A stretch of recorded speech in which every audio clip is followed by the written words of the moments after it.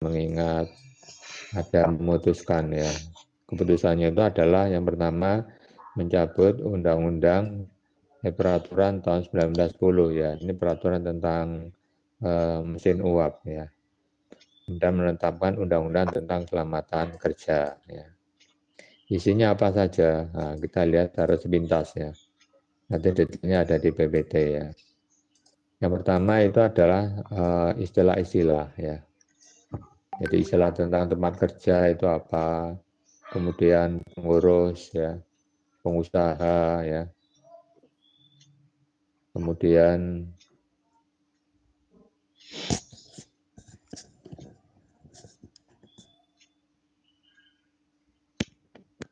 tes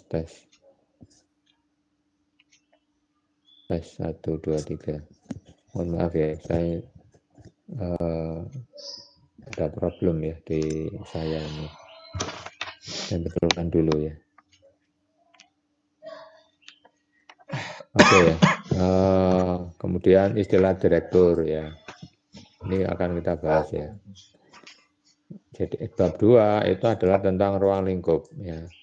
Jadi ruang lingkup yang diatur di Undang-Undang tentang Keselamatan Kerja ya.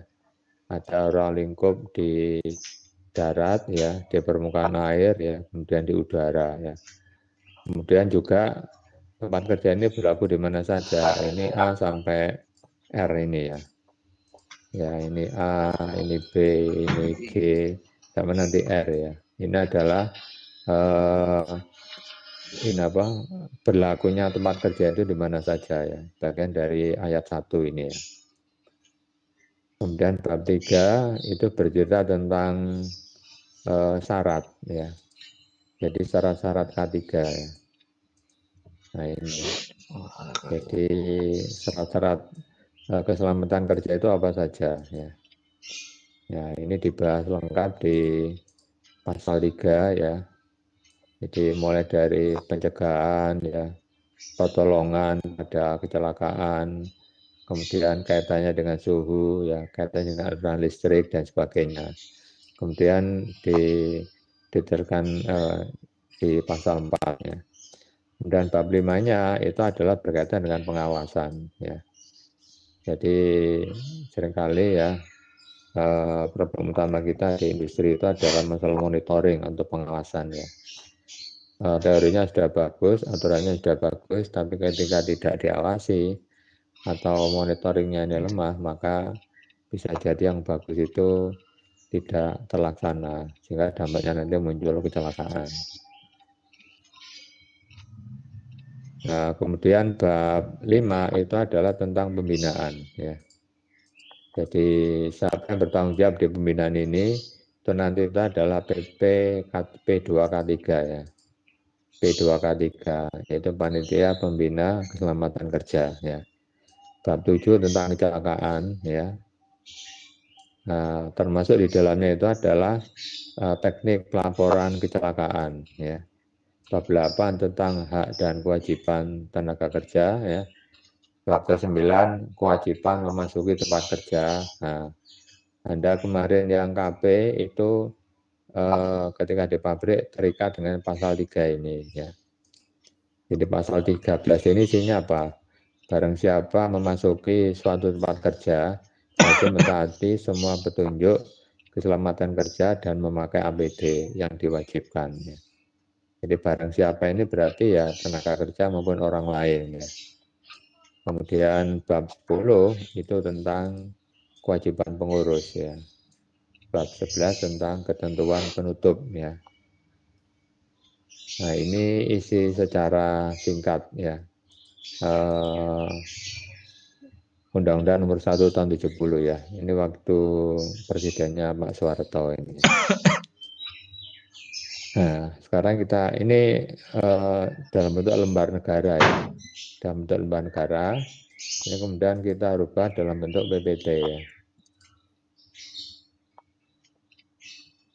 Nah, dalam bentuk PPT itu adalah seperti ini ya.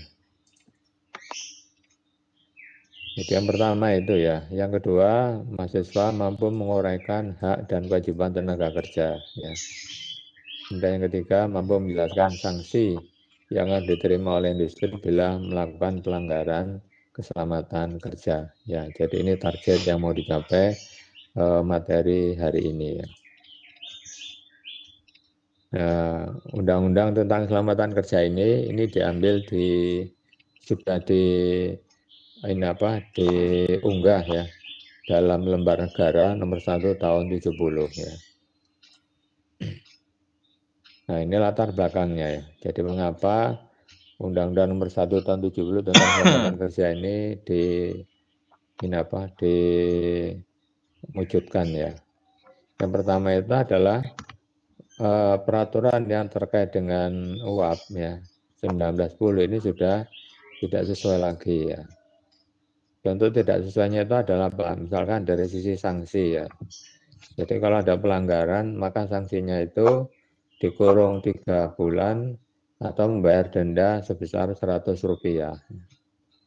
Nah, orang kalau zaman sekarang lebih cenderung membayar 100 rupiah ya dibandingkan dengan dikurung 3 bulan ya. Nah, padahal pada saat itu 100 rupiah itu sudah sangat besar sekali ya. Yang kedua, perlindungan tenaga kerja tidak hanya di industri ya atau di pabrik ya. Jadi seringkali industri atau pabrik ini dipahami sebagai tempat yang statis dan tertutup ya.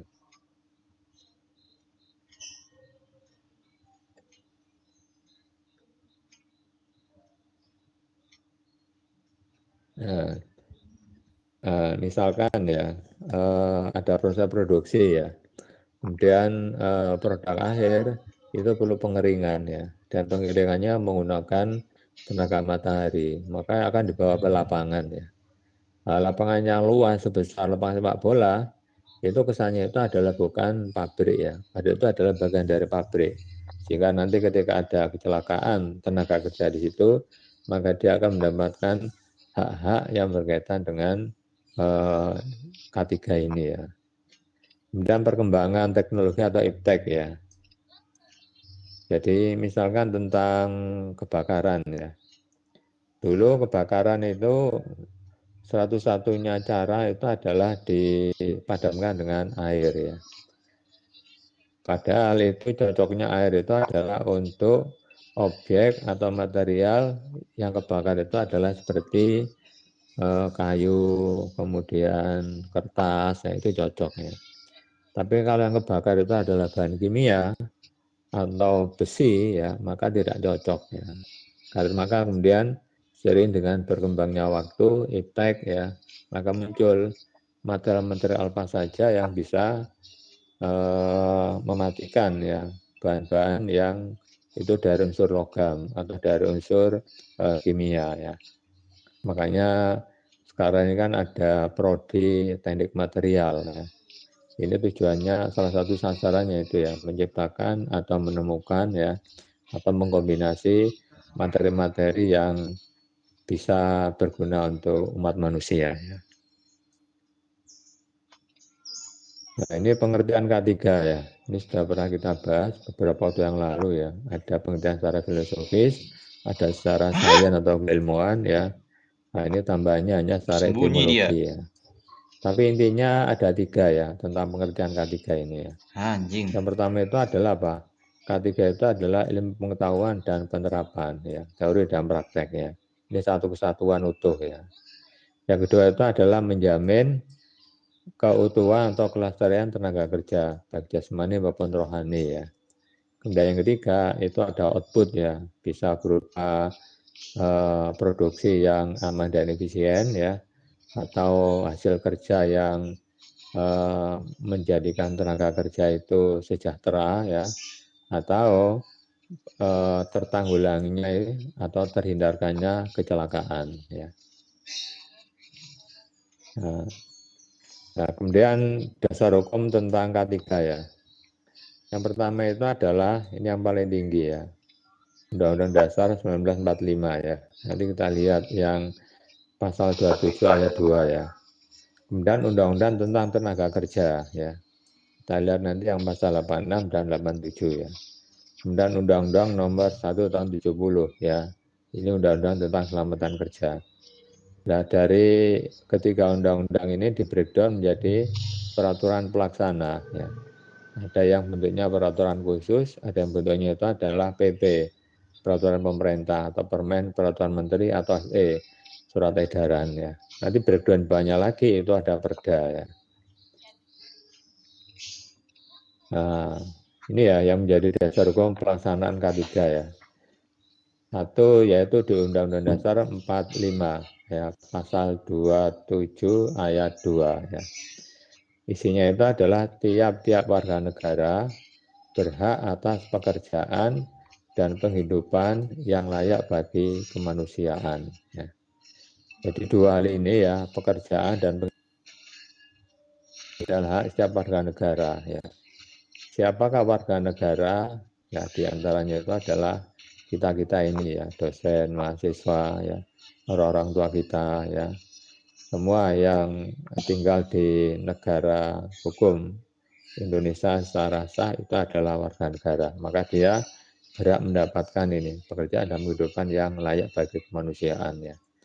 Ini kalau dari sini masih belum kelihatan di mana unsur K3-nya ya. Alah, Nah, kita lihat di Undang-Undang tentang Tenaga Kerja ya, yaitu Undang-Undang Nomor 14 wonge. Tahun 69 ya. Ini sebelum Undang-Undang tentang Keselamatan Kerja ya. Ini ada 3 pasal ya. Pasal 3 ini mengulang esensi dari Undang-Undang Dasar 45 ya. Ya, kemudian pasal 9, nah ini mulai kelihatan pekerjaan seperti apa yang layak bagi kemanusiaan ya. Yaitu apa? Nah, perlindungan atas keselamatan, kesehatan, kesusilaan, pemeliharaan moral kerja, perlakuan yang sesuai dengan martabat manusia dan moral agama. Jadi ini ada 5 ya.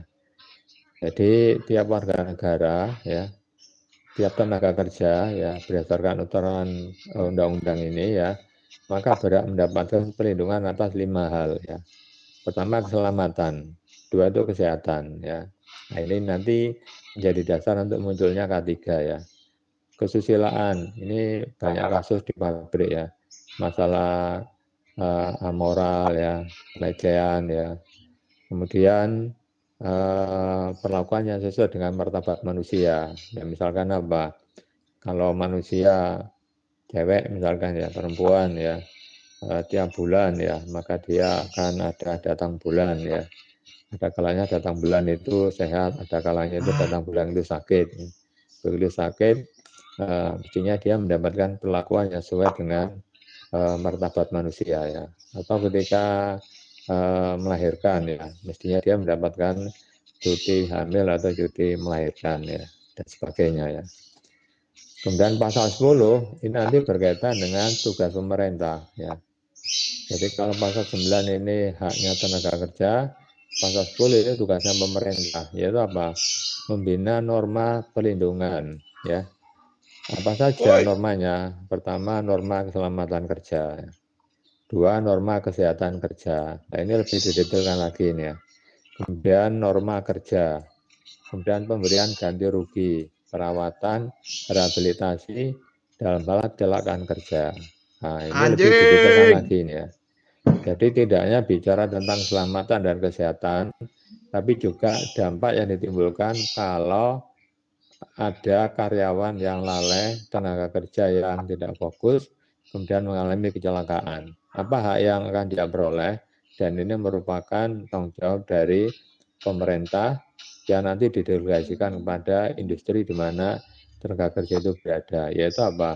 Pemberian ganti rugi, ya. Kemudian rehabilitasi, ya, serta perawatan kalau itu berkaitan dengan mesin yang rusak, ya.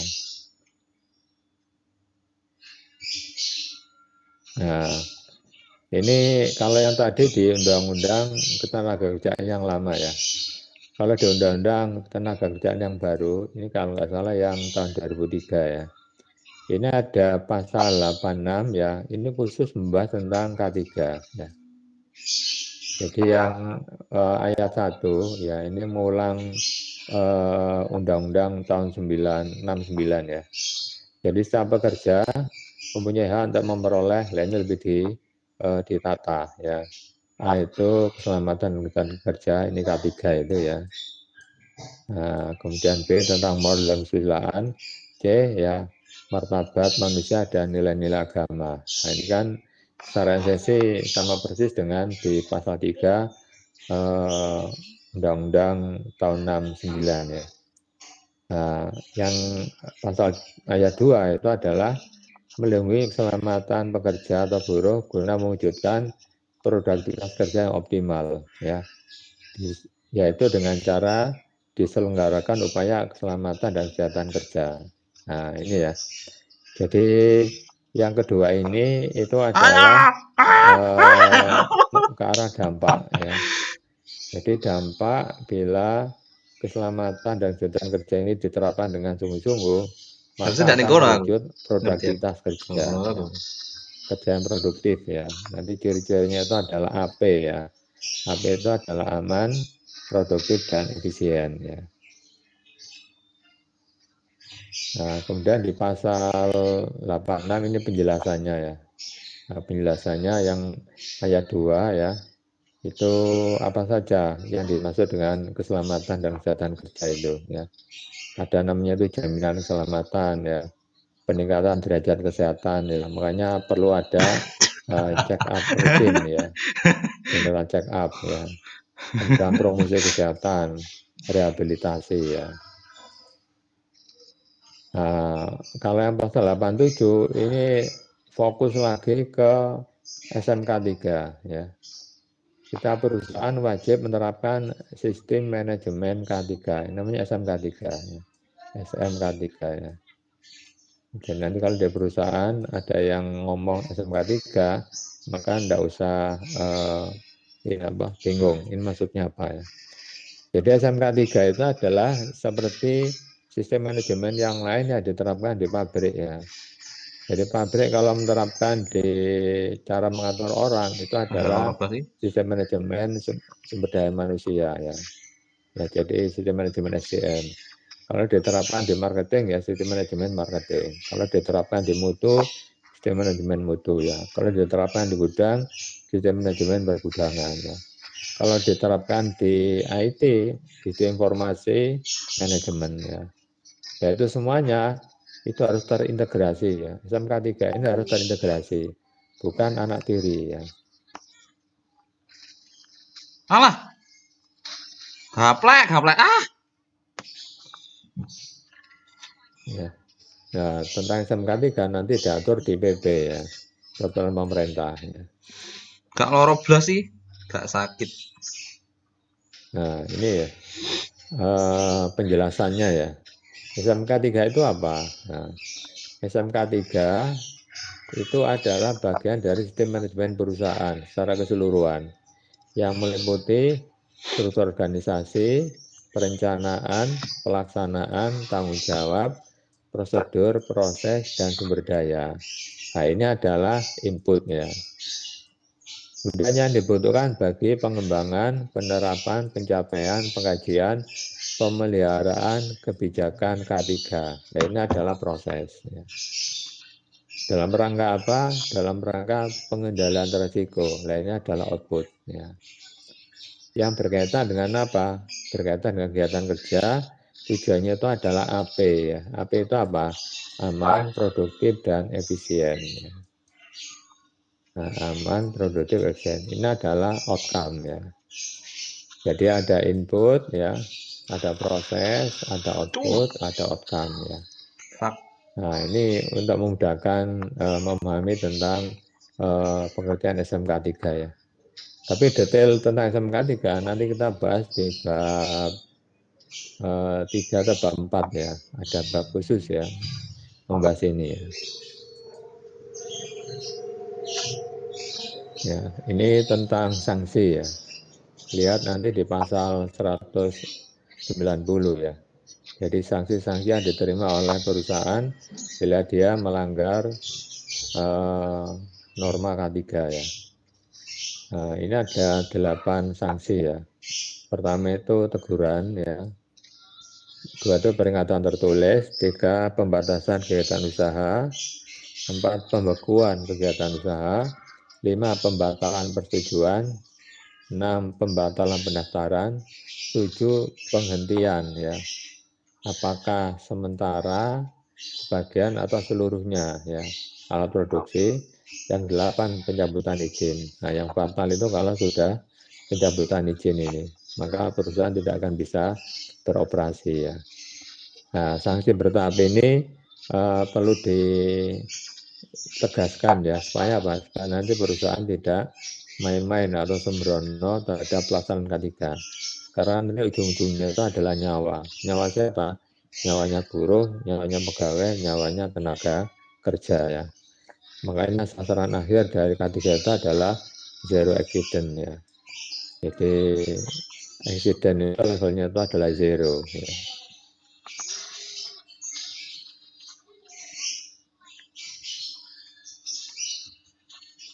Nah, kalau kita lihat di Undang-Undang Nomor 1 Tahun 70 ya, itu kan ada aspek tujuan ya. Nah, tujuannya itu adalah apa? Kita belajar memahami tentang tenaga keselamatan kerja. Yang pertama itu agar tenaga kerja itu paham ya tentang apa hak-haknya. Di antara itu adalah apa? Mendapatkan pelindungan atas keselamatan dalam pekerjaannya ya. Jadi orang kalau kerja di suhu yang tinggi ya, bagaimana agar dia selamat ya. Atau dia di suhu yang ekstrim dingin ya, bagaimana agar dia selamat ya.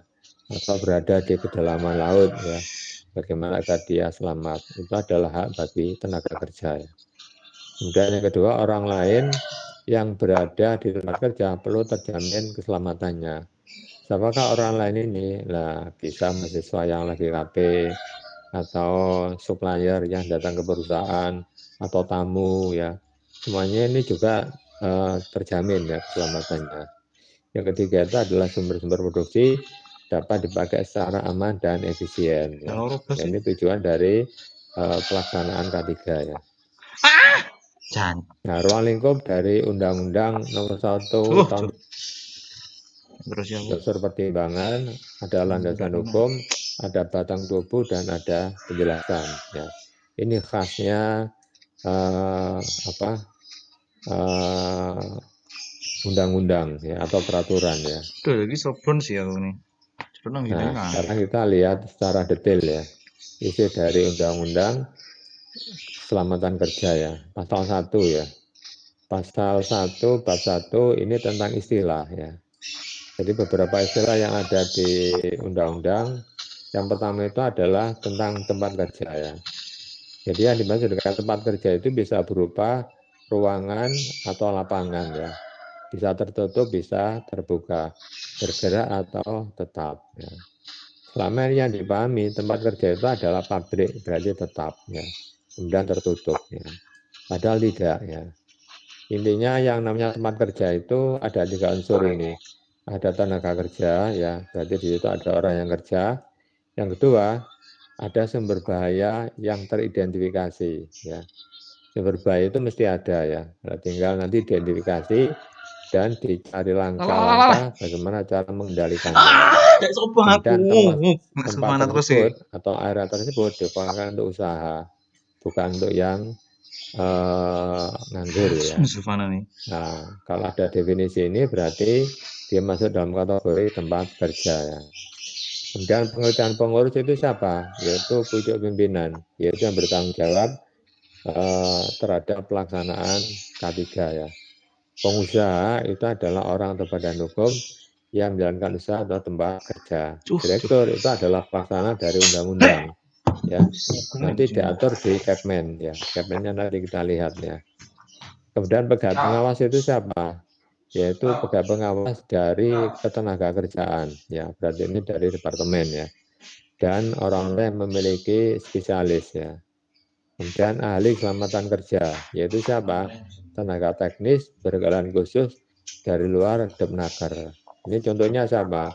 Alumni D4 K3 PPNS ya.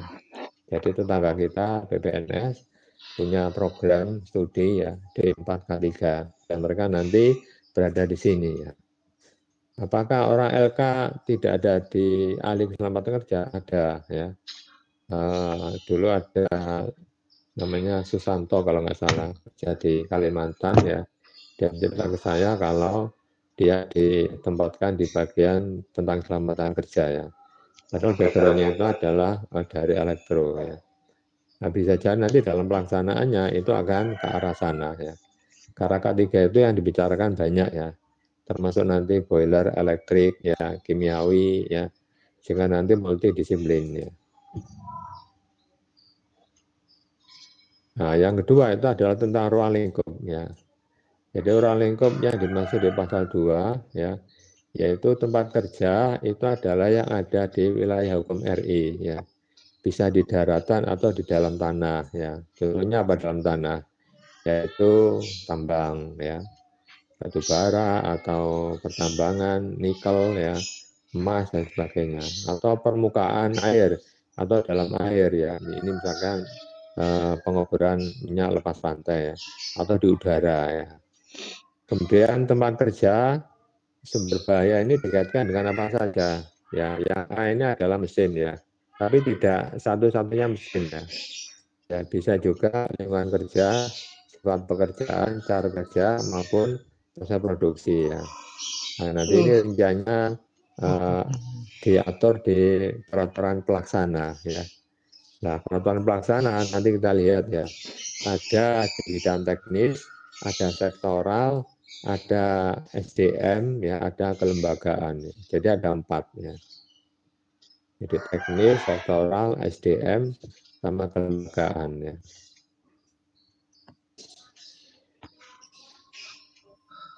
Nah, kemudian pasal 3 dan pasal 4 ini berisi tentang syarat-syarat ya. Jadi syarat-syarat pelaksanaan K3 ya. Jadi ada syarat-syarat untuk pencapaian ini apa K3 ya, serta pengembangan Ini ya. males ya, pengen Nah, gilda aku. pengembangan itu nanti dikaitkan dengan iptek ya. Ya, ini ada bahasan khusus yang berkaitan dengan ini ya. Kemudian kalau pasal 4 nanti berkaitan dengan penerapan syarat-syarat K3, mulai dari perencanaan sampai nanti evaluasi ya. Jadi PDCA. PDCA itu adalah plan, do, check ya, sama action PDCA ya. Jadi misalkan ada bahan-bahan berbahaya ya, itu bagaimana merencanakan pemakaiannya, kemudian bagaimana strategi mengedarkannya, kemudian kalau sudah dipakai bagaimana cara membuangnya ya. Itu lagi. Membuang Oh, itu lagi ngerti aku. teknisnya bagaimana, Ada ya timbulan. itu diatur ya ketika menerapkan syarat-syarat pelaksanaan Oh K3 shit, itu nggak ya. punya tank aku. Nah, kemudian pasal 5 Oh iya. itu adalah tentang direktur, itu adalah pelaksana umum ya. Direktur itu siapa? Nanti lihat di pasal 1 ya. Apa kewenangan dan kewajiban direktur ini ya? Betul. Yaitu nanti dibahas di ini. Jadi di Kepmen tahun 79 ya. Kemudian pegawai pengawas, apa kewenangan dan kewajibannya? Nanti lihat di Permen 84 ya. Kalau ahli K3 nanti lihat di Permen Main kuning 92 deh. ya.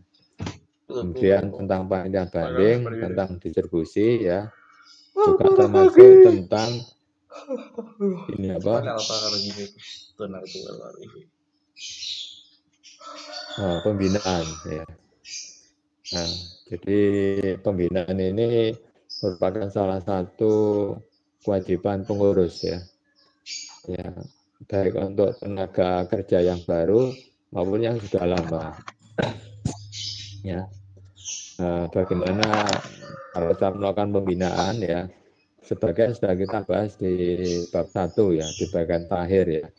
Jadi pembinaan K3 mulai dari ceramah, pelatihan, kemudian penyediaan alat, kemudian merumuskan program K3 ya, baik yang tahunan maupun multi tahun ya, kemudian audit, investigasi ketika terjadi kecelakaan ya.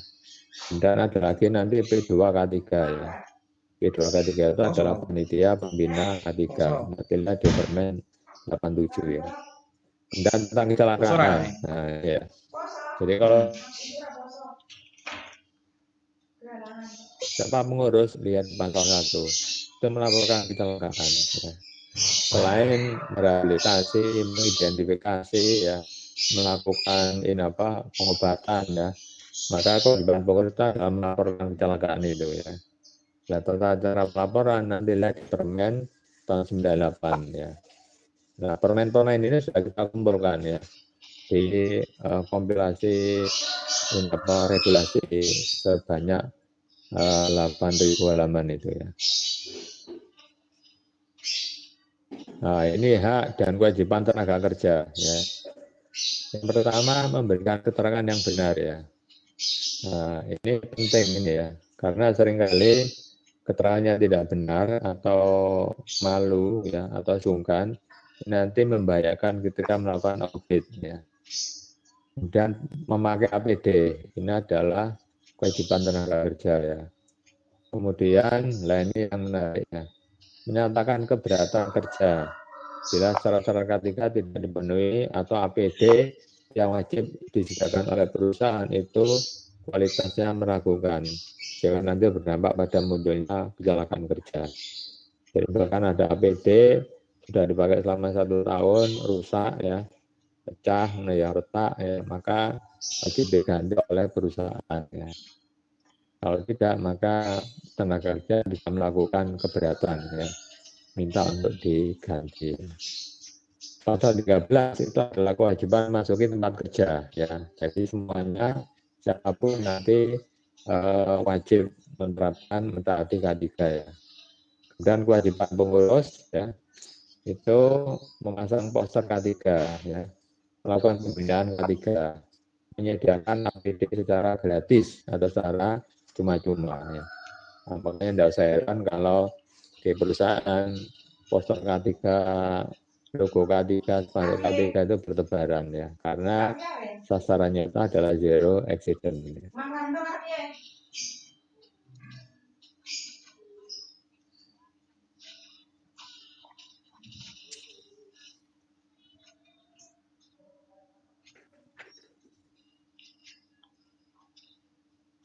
Nah, ini penutup ya. Ini ancaman ya. Ancamannya ini juga sudah disesuaikan ya. Maksimum 3 bulan dan lebih menit denda ya. Ini sudah disesuaikan ya.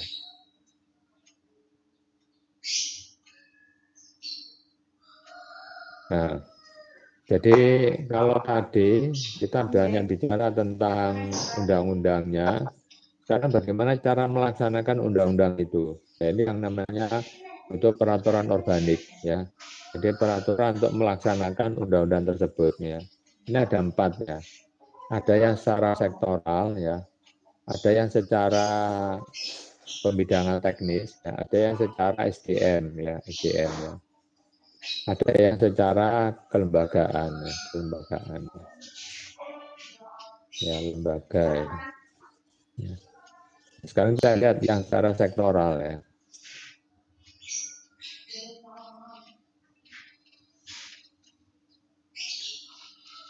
Nah, ini yang secara sektoral nanti meliputi yang kuning-kuning ini ya. Ada yang katanya dengan SDM, ada yang katanya dengan bahan ya, ada yang katanya dengan proses produksi, ada yang katanya dengan lingkungan atau sifat pekerjaan ya. Ini semuanya ada peraturannya ya. Yang peraturan itu merupakan breakdown dari Undang-Undang Nomor 1 Tahun 70 ya.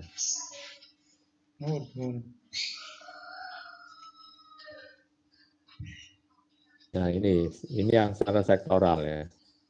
Ini beberapa ya, nanti detailnya bisa lihat di kumpulan itu ya.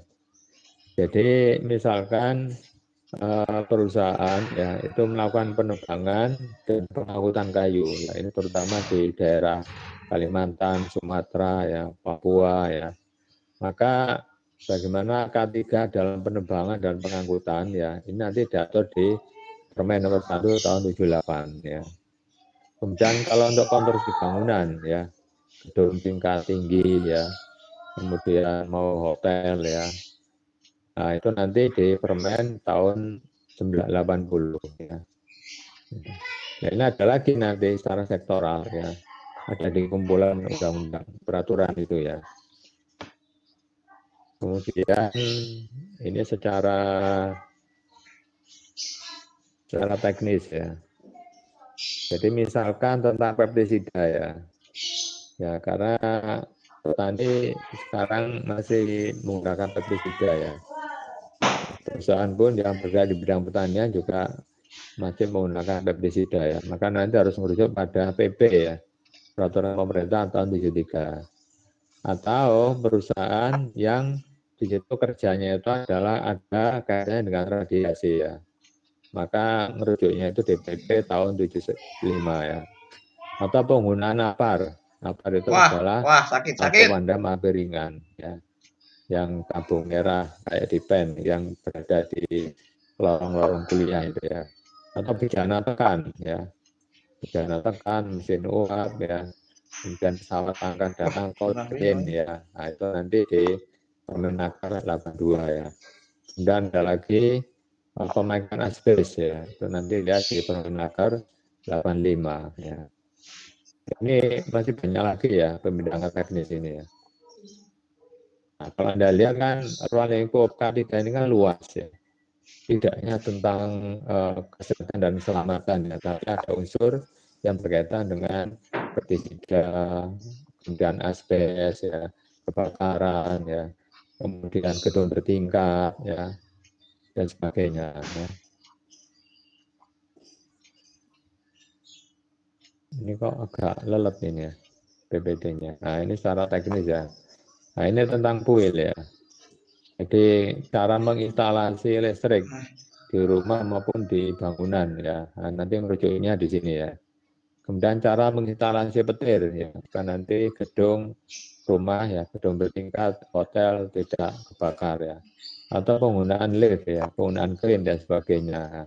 Hal-hal yang teknis seperti ini itu ada aturannya di Permenaker ini ya.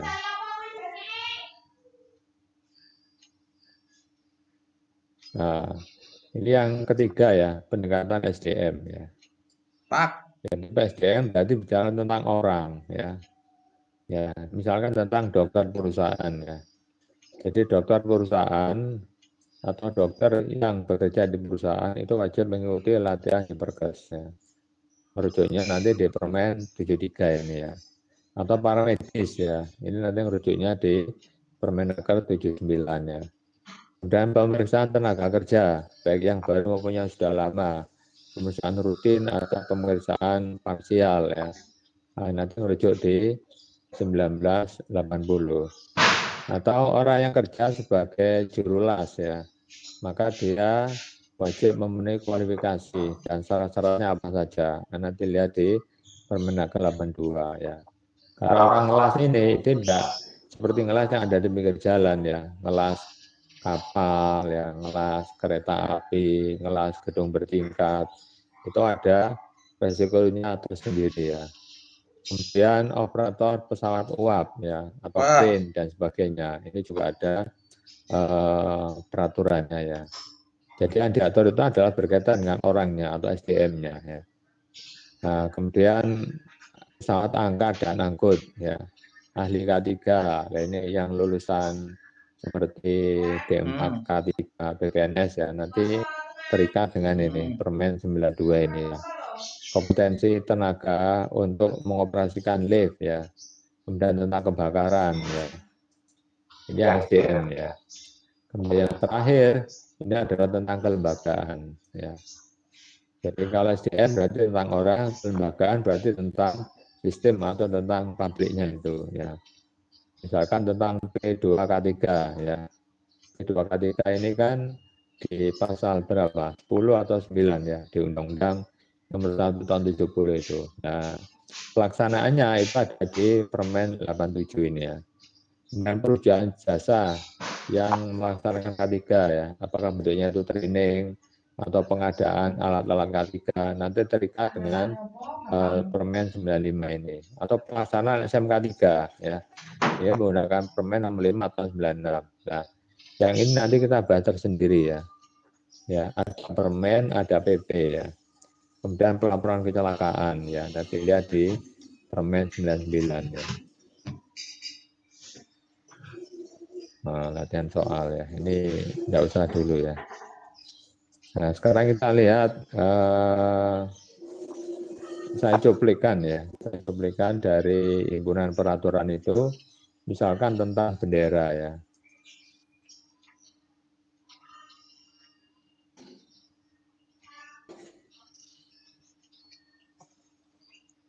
Nah, ini semoga kelihatan ya. Ini tentang bendera ya. Jadi bendera ya Mantap. K3 ini diatur ya di Permen 87 ya. Nah, ini menimbang, mengingat, memutuskan. Nah, ini yang diputuskan. Pertama, bendera K3 warna dasarnya itu putih ya. Kemudian ada tulisan utamakan keselamatan dan kesehatan kerja ya. Kemudian lambang itu ada roda gigi 11 warna hijau ya.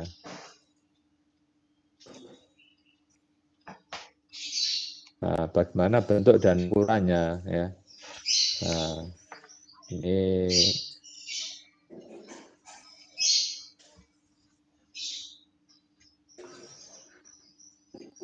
ini ya. Jadi tidak boleh sembarangan ya bikin bendera dan logonya ini ya. Ini ada aturan yang berkaitan dengan ukuran ya. Ukurannya, kemudian bentuknya, tulisannya apa saja ya. Nah, ini diatur di lampirannya ini ya. Kemudian tentang masih tentang ukuran ya. Nah ini ya.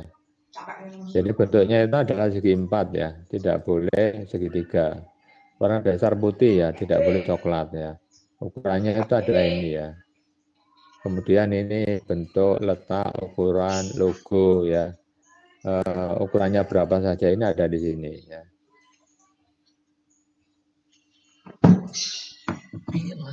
Kemudian tentang makna ya. Maknanya apa? Nah ini makna ini ya. Jadi makna dari bentuk lambang ya, itu adalah palang dilengkapi dengan roda bergigi 11 berwarna hijau di atas dasar putih. Artinya palang itu adalah bebas dari kecelakaan dan sakit kerja ya. Itu palang ya. Yang kedua, roda gigi ya. Itu ada jasmani dan rohani, kesegaran ya. Tiga warna putih itu bersih dan suci. Warna hijau selamat, sehat dan sejahtera. 11 roda gerigi itu adalah 11 bab dalam Undang-Undang Keselamatan Kerja. Yang menarik yang bawah ini ya.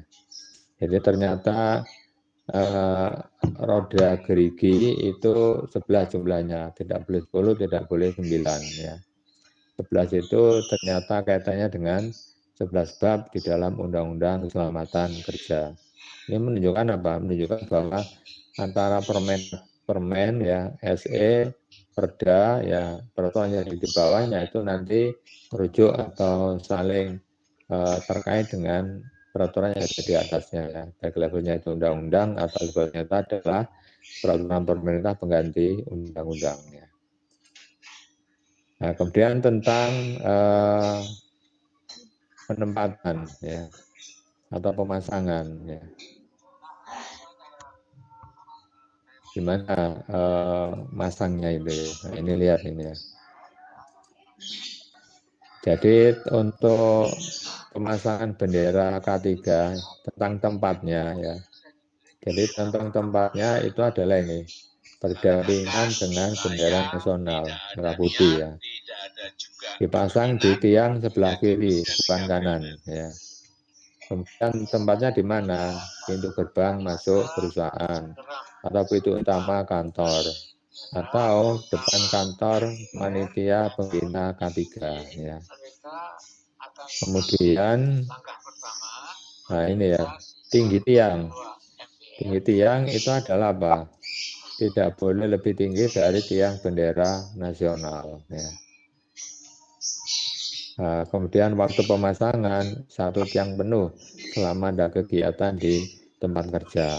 Nah, jadi ini aturan yang berkaitan dengan bendera dan logo ya. Sekarang tentang hari K3, ternyata ada. Kapan hari K3 itu? Nah, nanti kita lihat ya, ini hari K3 ya. Hari K3 ini diperingati ini ya. Jadi hari K3 ya, secara nasional ya, itu berdasarkan Kepmen 90 ya. Kapan? Nah, ini ya diingat-ingat ya, tanggal 12 Januari ya. Ya, jadi nanti kalau wawancara ditanyai oleh reviewer ya, sampai harus jawab dengan benar ya. Apalagi sudah dinyatakan lulus kuliah K3 ya. Nah, apa saja kegiatan di tanggal 12 dan selama 1 bulan itu ya. Nah, ini kegiatannya ya. Jadi diperingati secara nasional ya. Ya, kedua, kegiatannya itu adalah apa saja? Pengenalan, kesadaran, penghayatan, pengamalan ya. Sehingga K3 itu menjadi budaya ya di masyarakat Indonesia ya. Siapa yang bertanggung jawab yaitu Dirjen Bina Hubungan Tenaga Kerja dan pengawas norma kerja serta pejabat yang ditunjuk ya. Jadi ini lumayan detail ya.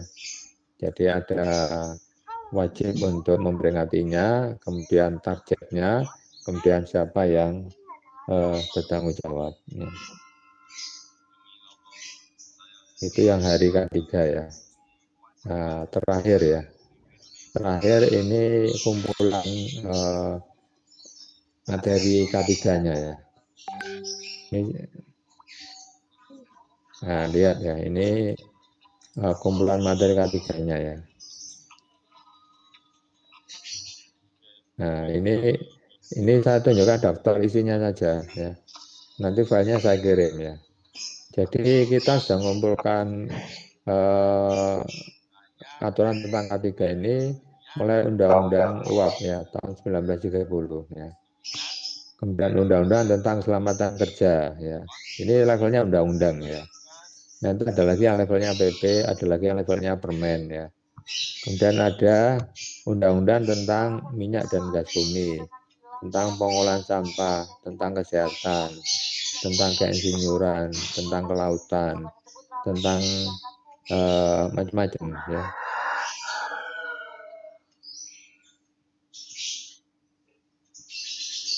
Nah, kita lihat di halaman 2 ya, isinya apa aja ya. LDI News Network atau Lines merupakan kantor berita resmi DPP LDI. Kantor berita ini didirikan pada 10 November 2013 di bawah koordinasi Departemen Komunikasi Informasi dan Media. Nah, ini semoga kelihatan ya. Kelompok atau program tersebut Jadi ini bertukar berita dengan Lines. kalau tadi undang-undang ya, di bawahnya undang-undang itu adalah PP ya, peraturan pemerintah ya. Peraturan pemerintah terkait keselamatan kerja ini macam-macam ya. Ada pengawasan atas peredaran pestisida ya. Kemudian pengaturan dan pengawasan K3 di bidang pertambangan lain ya. Tentang radioaktif. Kemudian tentang pengendalian perusakan laut ya. Kemudian dampak lingkungan hidup ya. Kemudian perkapalan ya. Ini semuanya itu adalah statusnya PP ya, peraturan pemerintah. Ya. Baik dari sisi SDM maupun apa namanya peralatan ya cuma tentunya karena kami bukan korporasi ya kami apa namanya ya ini ya ormas Islam gitu ya dengan alat apa namanya ini berikutnya yang ya. ada kita bisa berbuat Ini masih PP ya. dan yang pasti Jadi ada PP, nah ini ya. PP nomor 5 tahun 92 ya. Tentang penerapan SMK 3. Nah, ini ada di halaman 3218 ya. Ini Anda lihat ya. PP tentang ini apa keselamatan dan keamanan pengangkutan zat radioaktif. Nah, kemudian tentang lalu lintas ya. traffic. Nah, Sementara banyak kecelakaan yang di lalu dari lintas luar ya. kota atau Nah, dari setelah luar PP Pulau ada Jawa keputusan itu ada presiden dari ya di bawahnya Kalimantan ya. Timur, ada Ya. dari Jambi, ada dari Padang dan sebagainya. Ada dari Nah, ini tentang Jawa Timur juga. keputusan presiden ya.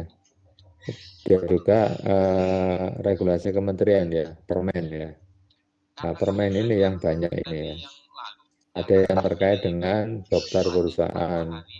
Nah, kami kemudian akhirnya terkait menyiasati dengan dengan kursus dibahas workshop. K3 konstruksi Tapi dengan bangunan kursus, ya. kursus itu Kemudian terkait dengan ada PAR 1 kali ya. pertemuan seminggu Terkait sekali. dengan Jadi lama kursus itu pemakaian sekitar asbes ya. 3 bulan teori Ya. praktek. Terus kami menggunakan sistem gugur. 2 kali nggak masuk tanpa pemberitahuan, out. Sekali nggak kerjakan tugas, out gitu. Jadi alhamdulillah itu Nah, ini efektif. Satu untuk sama ya, ini mendisiplinkan masih mereka, yang kedua permen untuk ya, permen ya, menginternalisasi permen apa ya. itu lines dan juga Nah, menciptakan sampai di persahabatan di antara mereka gitu. Dan terbukti ketika kami bagi kelompok menjadi 3 dari 15 anak nah, itu ini ya, 3 kelompok. ini Mereka sudah sampai di level perda ya, membuat peraturan berita, gubernur ya. sudah bisa gitu. Jadi perda yang ada kaitan dengan K3 ini ya, tentang pemadam kebakaran ya, tentang Ini hidran menarik. ya, Kenapa tentang manajemen kami keselamatan buat kebakaran event lingkungan ya. kami belajar Total dari ini ya, pelatihan 1, 2, 3 itu 8225 kalau ya. sudah pada masanya Ya menikah, nanti yang lainnya kita baru sharekan boleh, ya. sudah pada masa Oke, kerjanya juga dari sini bisa ada pertanyaan atau berbagi komentar? karena waktu untuk keluarga dan pekerjaan sudah sangat menyita waktu mereka, maka kami buat kriteria khusus. Pertama, Baik, mereka kalau itu nggak ada menyukai pertanyaan, profesi ini, eh, menyukai menulis ini tulis, Anda menyukai kamera, kerjakan dan menyukai dikumpulkan buat ya. film, dan menyukai sosmed dan sebagainya, Filenya saya share ke supaya antara PJ ya, amal soleh dan sekarang profesi ya. itu ada kesinambungan. Ada 5 soal Anda kerjakan ya, nanti kumpulkan di etol ya. Kalau dari sisi antusias, dari mereka ya senang, rajin di mata saya ya. Ketika saya ada di ruang kelas, mereka responsif dan sebagainya, dan ketika diberi penugasan juga dikerjakan. Cuma yang paling penting itu antusiasme setelah pelatihan gitu. Apakah mereka ataukah mereka masih terus beramal soleh, karena pengalaman kami juga pernah gagal gitu. Misalnya angkatan ketiga itu malah dari 30 orang yang nyisa nggak sampai 5 gitu. Jadi yang lainnya dan singkat banget, nggak sampai setahun udah hilang semua gitu.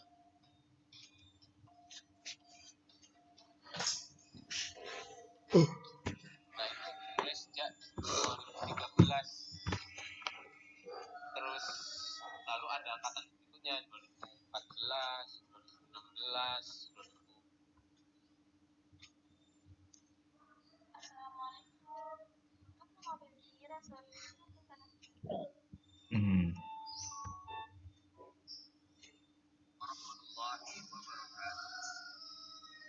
Alhamdulillahirabbil alamin. Alhamdulillahilladzi anqadha 'anna al-hasan. Inna rabbana lahu alladzi awjaba 'alaina wa tarkil mahzun. Asyhadu an la ilaha illallah wa asyhadu anna Muhammadar Rasulullah sallallahu alaihi wasallam wa ala alihi wa sahbihi. Alhamdulillahirabbil alamin. Kita panjatkan syukur kepada Allah Subhanahu wa taala yang telah memberikan kita banyak kenikmatan. Mulai kita berada di alam